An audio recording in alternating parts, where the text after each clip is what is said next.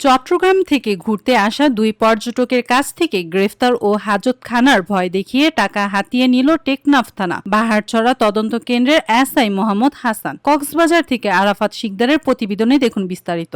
আপনি কি প্রবাসে গিয়ে স্বাবলম্বী হতে চান? পূর্বে বুকিংকৃত বিমানের টিকিট পরিবর্তন করতে চান, অথবা ট্যুরিস্ট ভিসার মাধ্যমে এই সুন্দর পৃথিবী ঘুরে দেখার স্বপ্ন দেখছেন?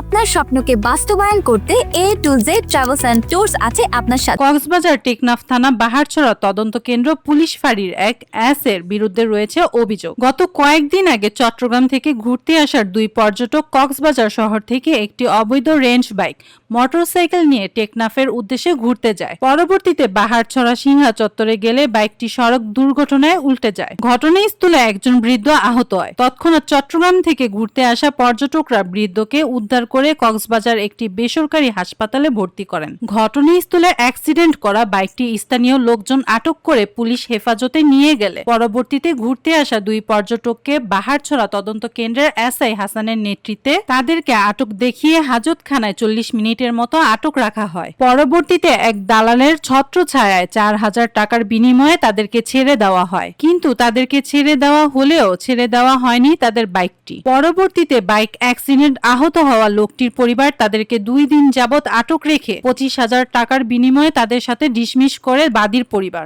এই ইস্যুকে কেন্দ্র করে বাহারছড়া তদন্ত কেন্দ্রে এসআই হাসান দুই পর্যটকের কাছ থেকে দাবি করেন বড় অঙ্কের টাকা। পর্যটকরা কান্নাকাটি শুরু করলে তাদেরকে জেল হাজতের ভয় দেখিয়ে তাদের কাছ থেকে নেওয়া হয় আবারও বড় অঙ্কের টাকা। সর্বশেষ আজ সকালে এসআই হাসানের নেতৃত্বে বাহারছড়া তদন্ত কেন্দ্রে এক কনস্টেবলের ছত্রছায়ায় তাদের কাছ থেকে মুচলেকা নিয়ে ছেড়ে দেওয়া হয় মোটরসাইকেল বাইকটি। এই বিষয় নিয়ে ভুক্তভোগী ও চট্টগ্রাম থেকে ঘুরতে আসা পর্যটক মোহাম্মদ মিনহাজ গণমাধ্যম কর্মীদেরকে বলেন, এই বিষয় নিয়ে টেকনাফ থানা বাহারছড়া তদন্ত কেন্দ্র এসআই হাসানের সাথে মুঠোফোনে যোগাযোগ করা হলে গণমাধ্যম কর্মীকে হাসান বলেন, আমি এই বিষয়ে কিছুই জানি না এবং গণমাধ্যম কর্মীকে বরাবর টাকার অফার দেখিয়ে দেখা করার চেষ্টা করেন। নাস্তা খাওয়ার জন্য করছিল আর জাহাঙ্গীর ভাই বলতেছে যে হয়তো ওদের গরিব মানুষ, হয়তো ওদের সমর্থ নয়, হয়তো ওরও এগুলো কষ্ট করে কি ওদিকে 25,000 টাকা গোনা দিচ্ছে, হয়তো এদিকেও হয়তো 5,000 টাকা দিয়ে গাড়ি চলেছে। এর আগে আবার ওরা হাজতে ছিল 30 মিনিট, ওদের বাইরে হয়েছে আবার 4,000 টাকা দিয়ে দিয়েছে।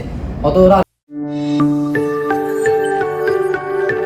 26 টেলিভিশন, মাতৃভূমির বন্ধনে।